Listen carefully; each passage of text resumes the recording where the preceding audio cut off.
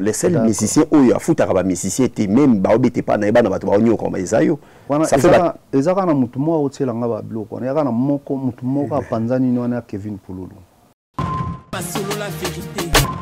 Rumba za base. On comprend. Donc tant azui base, ils en étaient ba fali ba meka ko moderniser en fait musique. On a un moment on appelle que non faire à comprendre j'ai bani au moment la napelo ko bani ni. C'est la sani. Ils ont un bateau, ils ont fali, misu ils ont ferré, et belé, basal angote, bakoko sal angote. Comprendre? N'habite so bako sal ango lobby ou beba lembi, mais nga souci nanga ikeno, na sal ango plus que ça, na robeta même Stade de France. Ozomona, nga souci nanga ba Stade de France, ba kalkina nga yango. Anaza mbisi na kutu natali so martyr na no soko obeta stade de martyr ko mamo Stade de France na Saint-Denis yaya bon deni ba fali na ba fere ba banda musique na Congo non ba fali bazui ba chance obiso juté yanga na ko se considérer ndeti kutu ko leka ba fali yo nga na ko leka fali ko mais ko pasolo la vérité Nabiboue, Babiso Boenga personnellement, n'a encore se considéré que na l'équipe fali, na l'équipe ferré. Pourquoi? Parce que mon un peu comment les boma muto on dirait ça bien. Non, je vais m'expliquer. L'équipe fali n'a fait. Oui. La vérité. Quand ça ba musicien ba kimara na poto. Que na outi kin aya na poto kimi. Et après na musicien musu awa na poto. Au sali groupe na poto me ba kimio. La vérité. Pour y vendre ça veut dire que le bureau déjà foutu ba frère na papa na bureau ba valider nga que retourner mission na police. Exactement. Pourquoi yo au bani musique na poto ça na comportement ya mundele on va na poto il ba droit ya vie ya moto ya musicien mais au foutu ba musicien te o yo na poto bana ya batu yo foutu ba ngote police yo tango zo na boulot ba c'est le contrat au vendre poane. Moi j'ai souffert mais comment que no hermo que no na obimisa mbongo na moko de ma propre poche pona futa bango baye bien que no toujours ko tsana pena eloka malonga te vous comprendre nous les AGT. Salut, bonsoir et bonjour partout boso na biso bande ko na biso ya États-Unis d'Amérique. J'espère que bino boza déjà kolamuka siku boza na tongo biso na Europe tozo kende déjà ya kolala. En tout cas bonsoir partout boso tala biso botali biso na Luanda, botali biso na Istanbul na Turquie, to bosani te ba na Grèce, to pesa pe mbote pe na bande ko na biso ya Maroc, mboka ya ba papi le roi formula suka carte illimitée. Pona ni to pesa mbote te na Patrick Moutamba. Merci na yo, merci de susuna maman na biso Karine Adoula. Merci maman Karine Adoula. Komona Mobali et faux papa za na pemeni. Grand merci na petite sœur Ritz Lukelwa. Merci na yo oyo azaki na biso Pito Mavungu pe atalaki biso. Botali biso presque na ba continent presque tout. Na pesa ka bino grand merci ba abonné nyonso parce que bino batu bolingaka biso to sala musala po botala biso. Na plateau na pometa ki bino ke na poko ya lelo na ko yamba Polisha azali l'artiste musicien oyo azana kati ya awa na kati ya Europe azo évoluer awa na kati ya France na zaki obligé na déplacer na studio na o azo sala apesa biso quelque temps par rapport ya manager na nazana Polisha na plateau. Polisha, bonsoir et bienvenue na plateau na biso ya sous la vérité. Merci mon frère, merci. Bonne santé, ça va? En tout cas on est na poto quoi. Moi kala vraiment et ça linga plaisir le sur le studio na bino ezaki moi rêve na ngai na beta tour na Greco pas Greco donc franchement na mona on voit la télévision mais na mona o lelo to kuta boy c'est encore avec plaisir quoi. Voilà biso ba tout opesio merci parce que kotika ba activité aux on a studio préparation album na yo ni coach ni maître alors au préféré qui oya Tomeka Okabola muke biso topesio merci Tomeka Okabola muke boni studio ezoleka bien très bien nazo ki ba retard rebelé ya ba mastering ba dlo mwana ngona mais en tout cas il y a d'autres produits déjà qui n'ont commis prêt pour bima mais na préféré qui na bimisa moi single moko ya maman ou ils déjà prêt ils a vraiment ils a coûte na ba plateforme et sur téléchargement donc so ba balingi peut-être ba savourer la bonne musique ba koki déjà ko s'en procurer na kombo ya maman. Maman. Pourquoi maman? Maman parce que simplement en fait j'ai fait référence en fait à ma mère parce que vu que c'est le premier album nangai na préféré qu'il na rendre mère nangai hommage pour nangai c'est quand même nzambe nangai on a mona anase yewana donc j'ai préféré en fait na bandana na honorer na banza et au peu ça démarrage et peu ça un cadre moko pena idéal pour na banda ma carrière musicale nangai na propriété nyos. D'accord. Ba comment on a bino ba polish chez Zakamo belé hein. Il y a eu ça rapolé chanan. Tu eza faut moi différence to différence ngo parce que batebele ngai comme bonanga eza Paulin na neka ya musique nezalaka que no babenga ondet mo ba sobriquet bani j'ai préféré en fait babenga ngai polécha les claps avec K. Comprendre parce que souvent en fait bato on a tendance à rebetanga avec un C. Claps K parce que on a valeur traditionnelle, il y a Afrique. Donc je préfère comme à Congo moi j'aurais préféré comme ça au moins tous garder ba identité na biso quoi. Donc je préfère claps avec K. Yo bani musique on a poto bien en Afrique. Tu na bandi na poto. Na poto mais ni nango comment je peux dire source nango pena source nanga ya musique nanga et outil na kin. Et na kin pourquoi parce que tous a déjà na ba référence na biso ya ndombolo ya rumba congolaise. Mais na banda déjà koyema na kongo mère nanga e pata onda. Na ebito église ata onda. O baza makolongula. Exactement. On a dit tant que ma colongo on est quand dénigrer sur ba identité na bango ko dénigrer mon frère et ça important on eza identité na biso parce que ba te belé ba tendance que non parce que totalement ma colongo les liaison entre nature na yomutu vous comprenez et ça na place mususu tu vas voir que non même les musulmans ba ko na bango ba kenda bani ba tuta ba toucha ba kota ba lien mususu saint ma colongo c'est pas pour rien. Awa to comme olanda ma mususu ke no fokotana na ola taboyer ola talipa pour que na awa ba perdre en fait bani non na bango abazana na nzambe te bazana na papa te bazana na mama te moi na ndero donc voilà biso boy mara moi na to linto za na sens mo bo ezali que non je préfère garder mes liens na ba ancêtre na ngai donc c'est simplement ça. OK d'accord alors musique pesa en retard. Bien sûr, musique est en retard. Et en retard dans le sens que j'aurais préféré en fait la musique dans la kin. Mais na banda simplement pourquoi? Parce que manque de moyens. Manque de moyens. Awawa, tu peux te retrouver en fait toi là va faciliter mon souci net ba gims bani ba bandi musique awa ba kuti cadre mo propulse pour na bango.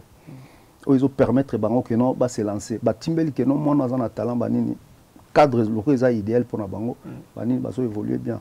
Mais biso zuba retard auto benga retard le simplement parce que mis à part ba moyen quoi na komi na poto faut luka mukanda ebineza la bani faut dans un foyer faut il y a pas mal de choses en fait du coup tous aura ba retard par rapport à yango bondeni ba fali na ba fere ba banda musique na Congo non ba fali ba zuba chance obiso juté yango na ko se considérer ndeti kutu ko leka ba fali yo nga na ko leka fali ko mais siko te ça c'est na lobby na bandeli na biboy ba biso boy nga personnellement na ko se considérer que na leki fali na leki ferré pourquoi parce que ba mon un peu comment liboma muto on dirait ça bien non je vais m'expliquer leki fali na faire oui parce que au moni ena bana mususu banini ba fali na ba ferré ba souffrance na biso to monate.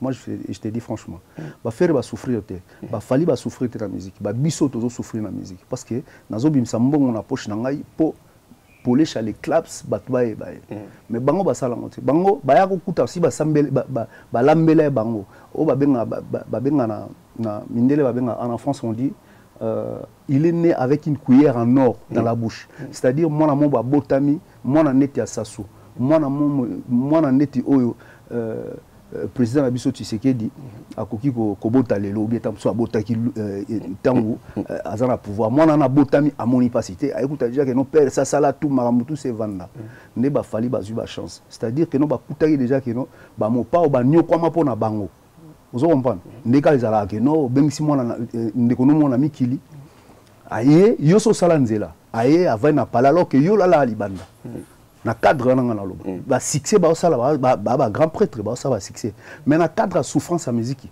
nga ba leki ngati na l'équipe bango parce que na souffrir na minute boy pona mona boy na kembi fort mais bango ba mema bango mon pas avandi bo liboso bango na sima vous comprenez bazoganga ah ouais vas-y donc ba sali bango après ba bendani kombo si salami elongisi monana mais à travers mutu moko boy nga nazo bunda ngai na ko sala nde siko ba fali na ngai pe après. OK d'accord tomeka yo ozana groupe awa non ozana groupe en France tika papa mama groupe ego le so moni ba musicien belé en fait ba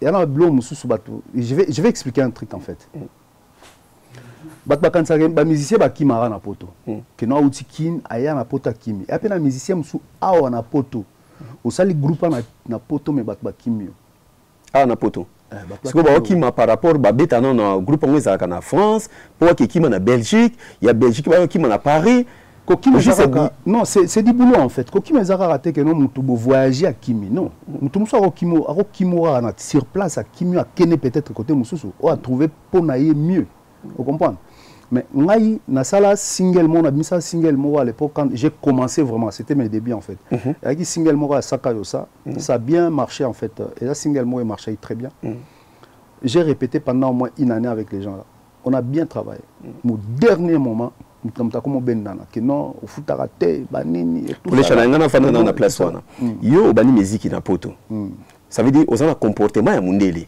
oibike na poto et là où c'est zalaka paiement na fait zala ça veut dire né na vana plateau boy net aussi c'est mission pour yo vana na boy ça veut dire le cas na bureau déjà futa ba frère na yo na bureau ba valider nga que retourner mission na police exactement pourquoi yo au bani musique na poto ça na comportement ya mundele au vana na poto ba droit ya vie ya moto ya musicien mais au futa ba musicien te o yo na poto bana ya batu yo futa ba ngote police yo tango zo na boulot ba c'est le contrat au vendre point. Mais comment vous consommez ça contrat? C'est-à-dire on se comprend quoi, vous comprenez? Na vandia na poto na mona mamunde les kaba contrat et tout ça là. Mais il y a des fois biso totika la biso, c'est-à-dire ils na batu musu bana vanda na bazo beta pa na ngai ba yebi ba situation na bango. Vous comprenez? Oye obi que non na talent na passion na la musique na évoluer et pas na yo. To discuter. Dès te discuter à l'amiable, c'est-à-dire tu y es bien africain de marmou salamaka. On comprend que non basimbana nous allons nous pas autant marmouna et vendre bien té. Mais si tu commis à bon port, tu nous débarquer pena to kita bobino que non té tu nous zonga biso sima. Bobite que non obebi sima solo tout. Moi j'ai souffert. Nge comment que non hermo que non na obimisa mbongo na moko de ma propre poche pour na futa bango. Ba ye bien que non toujours kotsa no pena eloka malonga té. Vous comprenez? Nous les AGT on travaille parce que on a libanda pe beta mananenga bien te songa na bombeli on a sungi yote masolo na yo parmi ba bâtisse musicien ba voler na poto les seuls musiciens oyo afuta ba musicien te même ba obete pa na ba na bato ba onyo comme ezayo ça fait ezaka na mutu mo otela nga ba bloko na yaka na moko mutu moko panzani no na Kevin Pululu kaka ye kaka mutako sala que non peut-être que non abetelo lisolo ndengona que non vewana ou bien mususu artiste wana azabo yekaka musute non est-ce que oui que ba contact vraiment na yo que yo comme okoli awa na poto makamno na poto awa okoza différent ba patron to ba neti na ba fali na ba faire te en dehors de musique na domaine mususu na yali que non na futa bato tout notre question na bato wana arbaroye bisoso inga na nyonga mutu non c'est pas ça eza place où écoute ça mon, on a place où écoute ça mon penza te. Vous comprenez? Et ça question à compréhension. Et on a battu tout que beta na bango, bazui mon union so écoute bani to beta na bango na zui na pesi bango. Mais pour na bango ba kansa que non na bengi belé. Vous comprenez? Na bengi belé que non te abombi so apesi biso oyo c'est que ya zui ya danger. Alors que ba bien très bien souffrance na mona na tolo bango art. Ba misu ba fali ba kutana ba kuti déjà que non masolo ça déjà. Mais biso tozo tracer chemin biso moko. Vous comprenez? Toujours tracé chez mes bisons. Poto ezali quand on mutema pose là que non masole vendre na bon to lia bien. Congolais surtout Congolais alinga te que non akebuka ba koni apelisa moto atsa nzungu biloko ebela bongo badame. Te Congolais alinga que non nzungu ata to essayer t'occuper comme prebo dame ya ni te alingi ba kutango na mesa, c'est-à-dire aya vandi abando dame. D'accord. Faut tirer le ma boka sokola nan. Parce que poto est prêt quoi. Poto est un cimetière musicien pour nayo. Concept on a lingana kasang. moi personnellement na okasa concept on aligné c'est pourquoi parce que et cause à la jamais cimetière à musicien et ça est là kotana moi je nakenda toujours dans le sens en fait contraire ya makambo yo ba idée réussie auto za la nango ya na Congo toza oyo yo akeno moi ça tongambo kate alors que nga banana ya na mona Angela Merkel balela ke kutuka tilelo balingi kuta démissionner c'est une femme azo mema allemand na ba nazio bazala kuna balela e ka fort vous comprenez ba concept moi c'est-à-dire mutaye alobino keno te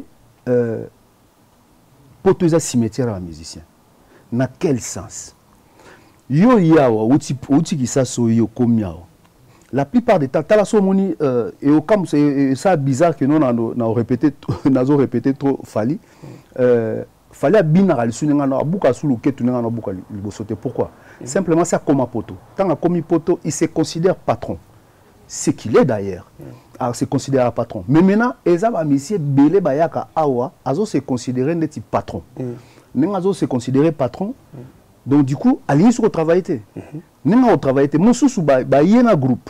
Au lieu de travailler dans groupe na yaki non, akimi. Tant au kimi. Aux yeux moi li ba bépé les sous ya vie. C'est-à-dire quoi? Au luka non luka mukanda, tant aux mukanda, tant aussi là au luka boulot, pose à l'art pour bander la musique. Entre-temps, yo ba eba ki on a groupe mo boye comme c'est mon anaki ba comme mono a commencé l'échafaudage ba comme mono commence à nino du coup au midindi si yo moko mais nga musique na banyango awa ndé na banyango a naza obligé na buka luketu so na buka parce que bat ba mona ngatinde na buka la luketu donné faut na buka luketu danger pour na la kisango batu ke no artiste ya sikaye yo azali awa donc azobi na danger azoyemba danger donc du coup nga pona nga pote oza nga cimetière c'est impossible parce que souci na ngazali na convaincre pour ça nga so na convaincre bata poto tana kitakini match e kangami parce que nous a souté que na luka veste na kin nazo luka chaussure na kin te na uta na ko na kisino kuna bana kin ba ondimanga mbango donc c'est simplement ça. Si on a convaincre déjà Batapoto qui ne peut pas nous la péter. D'accord. Aux studio, tous on a ni coach ni maître. Ni coach ni maître. Pourquoi ni coach ni maître? Oui, c'est ce que j'ai expliqué tout à l'heure, c'est-à-dire que non abima pas mon soutien.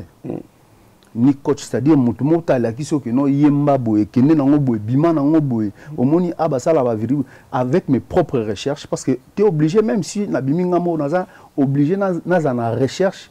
Il y a connaissance, il y a rumba, il y a afro-trap, il y a afrobeat,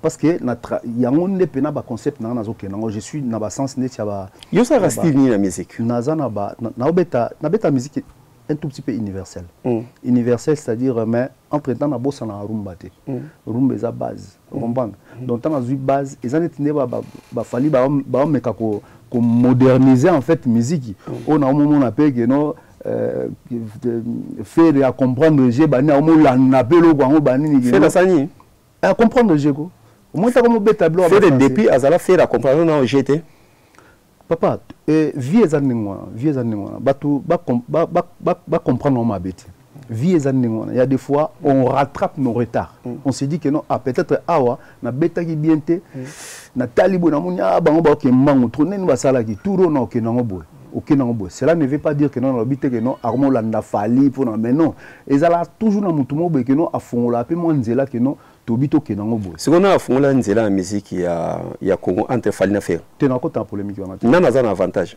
na kota na polémique on a te na kota polémique on a simplement parce que mutamta sa musique ne na sens na ye mais nga nazolo baka na terme kaka ke ya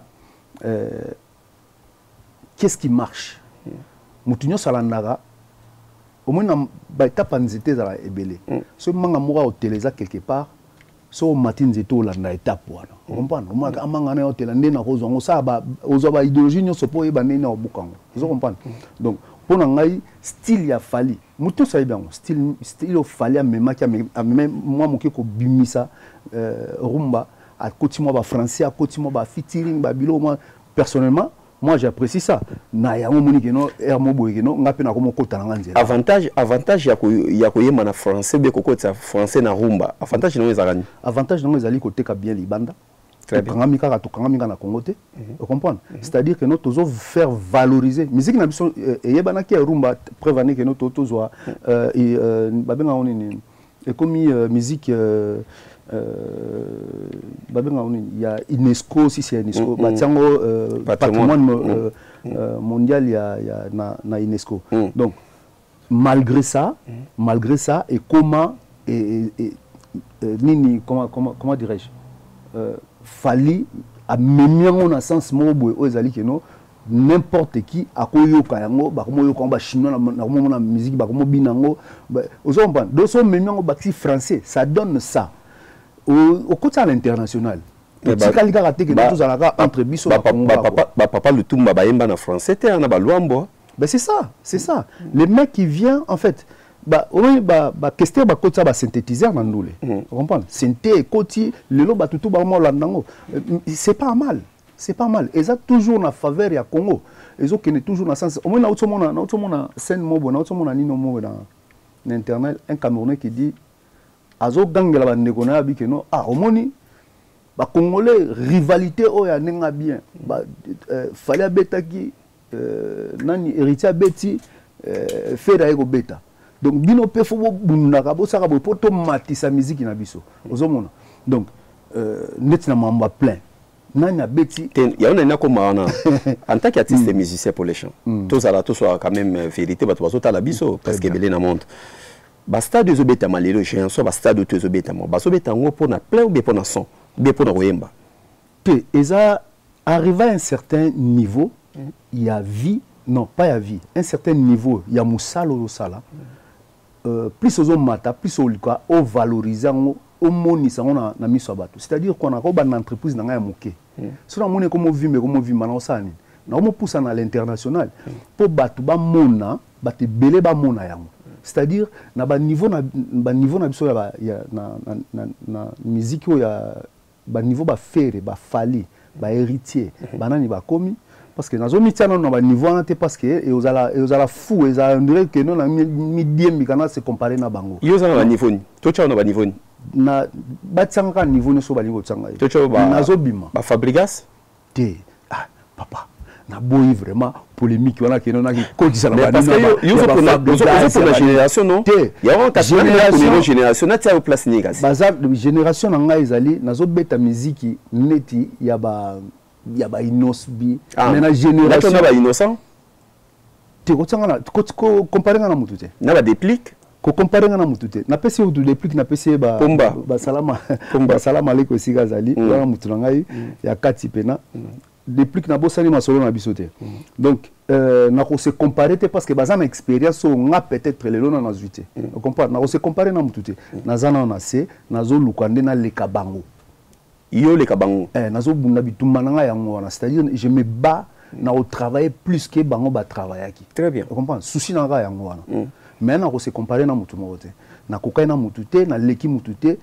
en tout cas na niveau bazali basali déjà oya bango e fa basala donc so na zungi na question ya stade des ali arrivé à un certain moment ya carrière à mutu donc faut ala kisa talent na ezali que non faut se confronter na ba réalité ou ba auto sala wana parce que so sali yango te donc c'est comme si on raté carrière na yo et ça na bato ba imba na ba fali ba misu ba imba na ba faire na ba faire et belé ba sala ngote ba koko sala ngote comprendre na ebité so ba ko sala ngo lobby ou be ba lembi mais nga souci na ngai ke no na sala yango plus que ça na robeta même Stade de France ozomona nga souci na nga ba kalkina Stade de France ba kalkina nga yango wana ana ambition na vie na kutu natali so martyr na no so ko obeta Stade de martyr ko mamo Stade de France na Saint-Denis ya oui que na so elo mo c'est beaucoup plus facile obeta Stade de France que Stade de Martyrs. Banan ba na Stade de France na. Na Stade de France. Ah. Ozana ba LC faut le connaître ba LC Bercy kuto cha non té. Tout ça ba Zénith té, Olympia té. Mais je sais pas. Osambela. Bien sûr.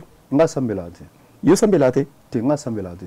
Mais na yebi ke bino bat bo sambela fo bo yebi adachi so bo tsa bon ndire bo sambela té.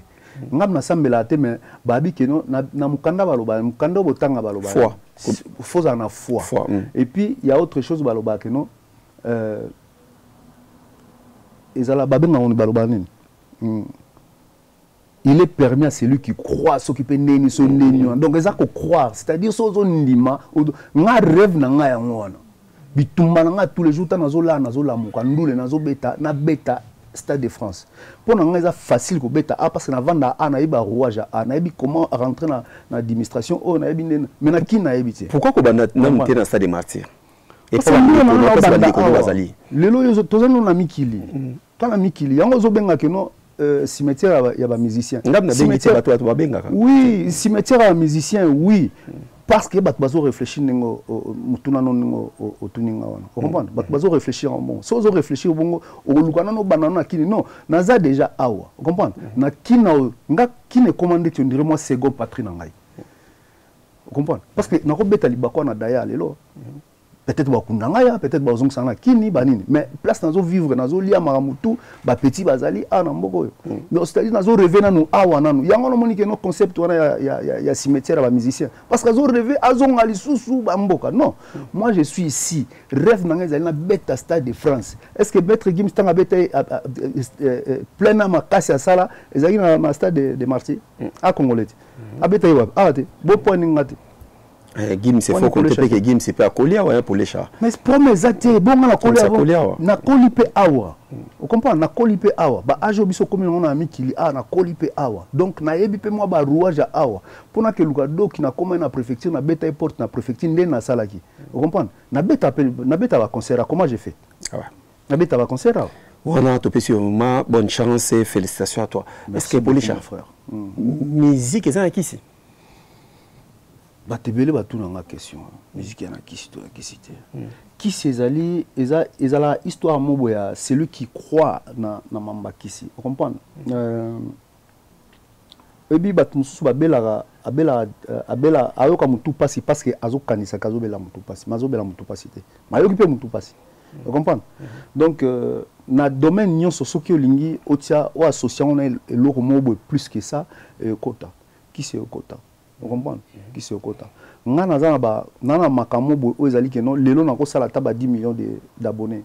Vous comprenez? Oui, na ko sala 10 millions d'abonnés. Mais malheureusement la ligne ko sala ngote simplement parce que na ligne que non se confronter dans la réalité à solo. Il faut ça là on a des exact que ça va formule. Et que ça va formule ba biloko biso salaka na ninga formule j'aimerais pas que non na banda ko expliquer na chaque émission na ndo expliquer marambo parce que na boy ba confondre ngai entre est-ce que ça illusionniste? C'est parce que moi j'ai fait en fait des cours il y a illusion. Illusion au bengaming na ça magicien. Ça a cours non? Oui, j'ai fait en fait cours il y a étant illusionniste. Na habité sur toi comprendre bon, je sais que ceux qui comprennent ils comprendront.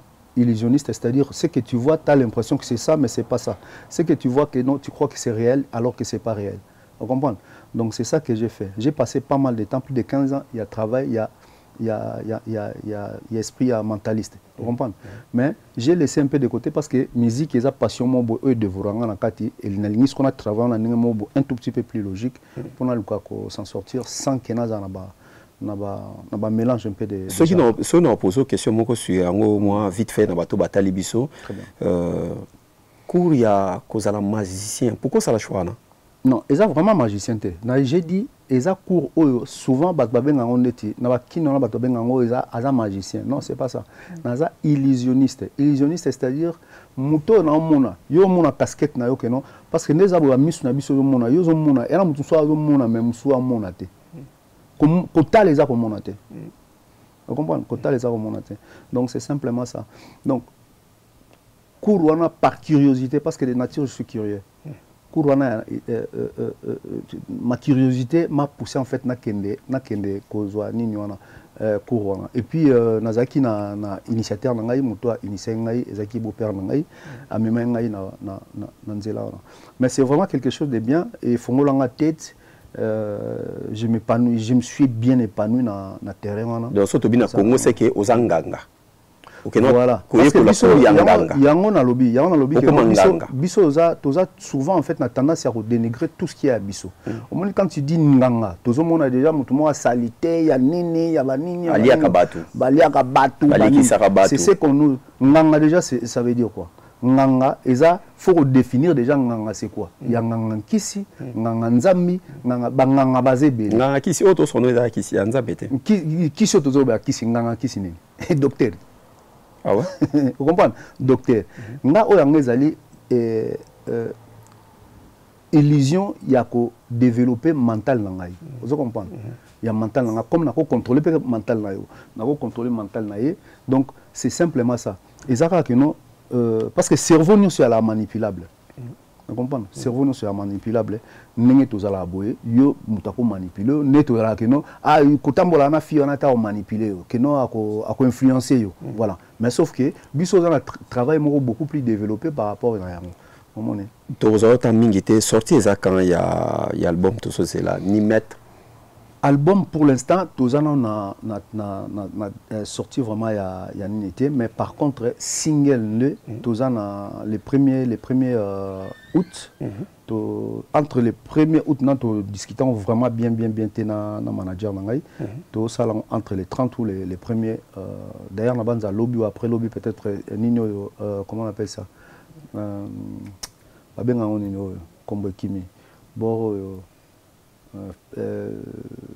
extrait il y a clip abenga on nini comment on appelle ça déjà teaser kalaming des obima et makalaming était voilà mais aux en tout cas entre les 30 et les premiers aux déjà na nino d'accord alors dans l'album na yo to mona au ba featuring eza en tout cas souci eza yango wana c'est-à-dire tozo solo la on a manager nangai toujours tala toujours pour un artiste ni tout travail naï vous comprenez parce que il y a d'autres tout côté déjà moi ba demande pour na ba nen tout travailler na bango toujours j'ai la réponse surtout na banza prochainement boye ba déjà artiste ni au travail naï mais naza déjà un artiste moi on dévoilé parce que na pesi na permission te toujours travailler na nino mo bona générique mo tout travailler na studio déjà pour les chansons qui ba chant oyo beta kawana eza osomba kapoyo musique obani na poto osomba na poto ou bien eza bilo okazo itamboka na Congo na profiter na pesa sango melimo petit na ngai à travailler un peu malamu à travailler c'est un grand artiste sango melimo na salio paswali naza na koma musique na ngai je suis na émission na curiosité na ngai na sala babilo que tu peux même pas t'imaginer j'écris mes propres chansons et ngana koma ba chanson ezali éducative vous comprenez et Dakar et puis ce pe na laou ki ba ya ba tamo we na laou ka fort na okota ba nini mo ba auto bloquer ngai dernier single na beta kia ezaki ki pe makamu na yo na mbongo nanga na langwa tse botie combien na bimiselo pe na cri vous comprenez donc na tsaki mo muke na dénigrer qui un peu bassi vous comprenez ba reprocher ngango moi trop parce que sur tel clip ils avaient même bloqué na YouTube parce que bah trouvaient qu'ils avaient un peu beaucoup trop pression voilà et du coup j'étais obligé pour na reprendre pour na s'excuser c'était ma façon en fait n'engeritia salaga c'est-à-dire bah kanye na moi bord mo boye o na mona ba ma mitakala mo bimara ba nini aye betelo mo pour na senga excuse et apeka moi façon malgré nga ils peut-être némoté le roi na sala clip wana ezaki un tout petit peu plus dénudé sur beti internet to benta pour les claps pour otier combien au moment que non vraiment borone ningi ça pena d'accord dans le way ningi saka na boni que non cette fois-ci na honorer ba maman parce que à travers maman nanga ba maman et belé ba ko se retrouver bana ba se belé ba se retrouver en tout cas on est retourné en fait na correct voilà ouais. Alors to retenir nini to komina biso presque na suka message l'équipe partout bon et là on va retenir que non artiste moi danger zoya oya ko satisfaire surtout baxi artiste mususu na Congo vraiment un très bon artiste nazomi beta toloté mais en tout cas bao ba na posa découvrir son ezali ba chanson ba parole a bien zali ba rythme a bien artiste moi ya solo pena bimina terrain il y a solo et surtout il y a solo vraiment d'accord ya za pena artiste moi ba blaguité on travaille vraiment sérieux moni koya a pas greco na greco ezali eza blague je ne pense pas que eza blague mais c'est comme hyper sérieuse donc sonaye a ezali pena que non parce que nazo travailler na bosolo voilà merci pour les chats komi en tout cas merci na passage na yo na micro na biso a na greco c'est moi qui vous remercie na plateau en tout cas so vous na bato ko pesa mbote pour tozela kaka na pesi yo mbote parce que c'est en tout cas émission mo kitoko na souhaiter pe manager na ngai bienvenue ngoi azo travaille fort et puis na profiter pour saluer Migenema na PC ba salam alaikum Mesika Azali et Djibril Nzungu les grands managers et Pichudongo Yoibika Katobosani Otie Vedoli Nabosani Otie Venangai et puis voilà José Gomes qui tambala na kati Luanda Ndita Nzitos na bate belé ole mangate te non les maté boka bonka vite fait kitoko tozo kende pena boka bon oyo mpaka na pesi mpaka Pito Mavungu na pesi ba mbote ne Pito Mavungu venant de bienvenue ngoyi bika neza la kaka na sepeli makasi et puis Joyce les grands coiffeurs na pesi ba mbote sigazali Franklin Ngombo garçon capable neza la kaka les grands combattants Verlin di Kinda. Donc voilà qu'on a pesi pe mère la obi ke oza na katiote te boka na mère na singa respect ya solo na kata mère mabe akangela kanga mère sigazali na pesi ba salam alaikum na ye mo ayebi et puis famille Bota et sika yaza présidente. Merci vraiment. En tout cas question asuka nangana tu na yo nangana bosenga ki mana mutu. Pourquoi yo oza musicien biso tozo bunda lelo pour musique ezongo na poto mais yo za trop ba combattant. C'est pas que nous avons vraiment trop de combattants, mais nous avons soutenu les combattants pour bâtir les musiciens à Kalakal. Mais où est-ce qu'il y a? Il faut prévaloir un net moi qui mais elle m'a fait ça là moi bien que nous biso peto bima bo biso bima mkoni to batana base la nanu comme ça biso to beta nanu comme ça biso peto se retrouver pour bango bo gaz les trop tant de Nicolo et bi nga clip nga bima avant faire le niveau à singati et empêcher nga bim sa bord ça des martyrs donc to tiabo e banini manager habité to zela nanu gaz eza nanu les cas jamais kala meta to merci pour les chats merci pour les chats en tout cas pour les chats merci nayo Azaki na plateau na biso ya Greco merci na Patrick Moutamba merci ya maman na biso Karine Adoula merci place Bazali Rit Lukelwa merci place Bazali Pito Mavungu Movie merci Francis Yemberoi manager to bosa pété Deo Mokolo oyo Azaki na biso alors bozala ke belé biso totiki bino pona lelo merci na artiste musicien na biso to kocha epoa ye bani musique na poto azokola na poto makamu mingi eza na poto ye a sauté stade des martyrs à Kimbamon, Stade de France. Tu repères ça y est bonne chance. Tu vas aller Stade de France, il y a en face. Tu regardes uniquement pour total année Moussa et Salama. Merci vraiment, merci Nabino. Vous avez presque ébélé. Merci na réalisation. Il y a Slim Oyo Azaki Nabiso. Ce que vous en avez ensemble. Tokutani Mbalasima. Ciao ciao. Bye bye.